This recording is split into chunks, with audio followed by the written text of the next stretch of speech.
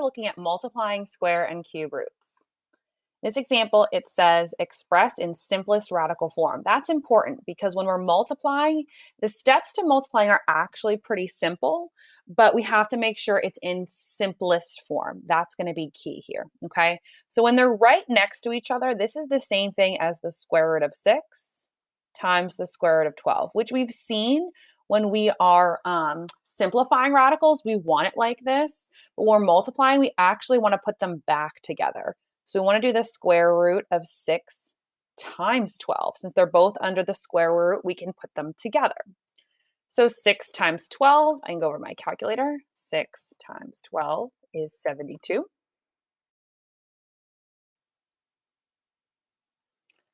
Equals the square root of 72. Again, so that's all there is involved in actually multiplying. But now we need to simplify the square root of 72. We have to break that down into this simplest form. So I'm going to need my handy dandy list of perfect squares. So I'm going to type in y equals x squared on my gear in my table. Click in the 2 and hit enter. We're looking at 72, so the first one I'm going to start with is 64. So 72 divided by 64. Nope. How about 49? Nope. How about 36? There it is. 36 and 2. So now you're basically going to take this square root of 72. I'm going to go ahead and just rewrite it over here so I have some more space. The square root of 72 is now going to be the same as the square root of 36 times 2. I'm basically just splitting it up into a different multiplication that's helpful for me, okay? The square root of 36 times the square root of 2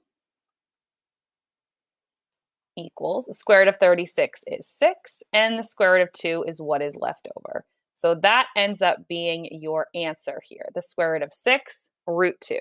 And if you were wondering where I got 6 from the square root of 36, if you look at my list, 6 is across from 36. That's our square root.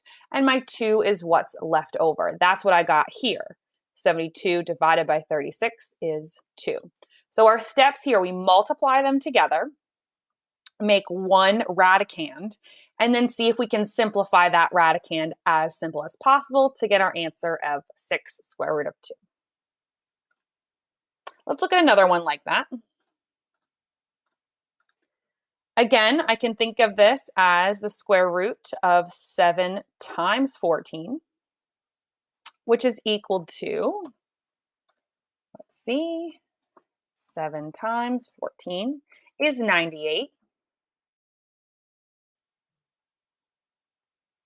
And that is what we will be simplifying, square root of 98.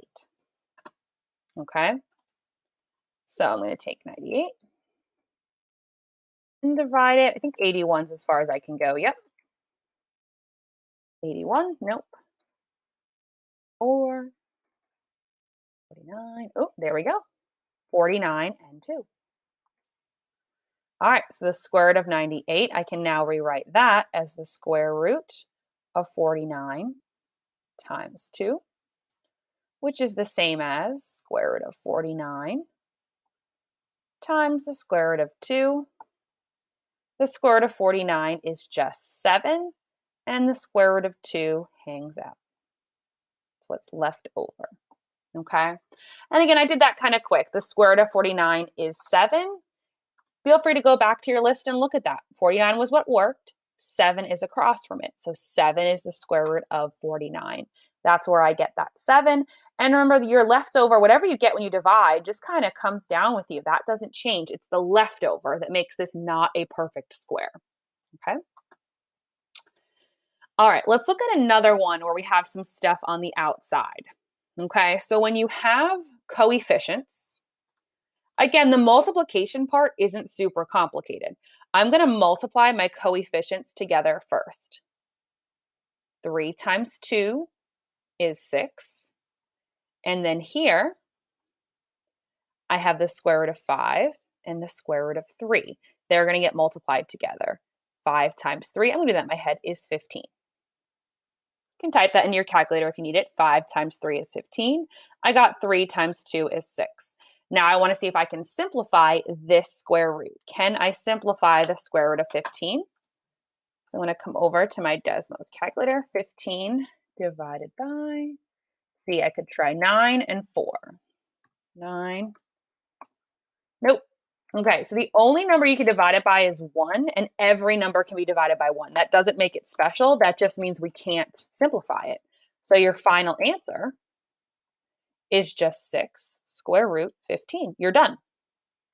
Okay, if you cannot simplify it, if you can only divide it by 1, that's it. You get to stop. Because everything can be divided by 1. That doesn't help us at all. Okay, let's look at another one like that. Same thing, I'm going to multiply my outsides. Negative 2 times 4 is negative 8. And then 3 times 6. I'll write it out this time. Square root of 3 times 6. So this is equal to negative 8 square root of 18. Okay, now I have to see, can I simplify the square root of 18? Put on 15 over 18. Let's see where I want to start. 16, 9, 4. 16, no, 9. Oh, there we go. 9 and 2. Square root of 9 times 2. Write it over here. The square root of 9 times the square root of 2. And guess what? Square root of 9 is 3. Again, go back to your list. If you look across from 9, there's a 3. Square root of 2. Now, don't forget we had this negative 8 out here. Okay, we simplified the square root of 8, but I did have this negative 8. So I'm going to bring that down and do negative 8 times 3. Negative 8 times 3, you can type it in your calculator if you need to, is negative 24. So my answer,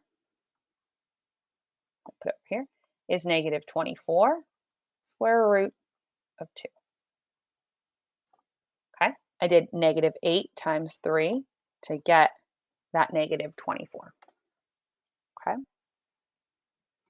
so if we couldn't simplify 18, you're done here. But because there's stuff that can come out, this 3 was able to come out, I can multiply it by that negative 8 and get negative 24 root 2. Let's look at one more. In this one, we have some cubes. Same process, we just are going to have to change our list. I'm going to multiply my outsides. 2 times 6 is 12. And then I'm going to multiply the radicals. The cube root of 4 times the cube root of 4 is going to be the cube root. I'll write it out like here. Cube root of 4. It's going to be equal to 12 cube root of 16. Now, some of these numbers get a little confusing. Cube root of 16, you might be like, hey, that's a square root.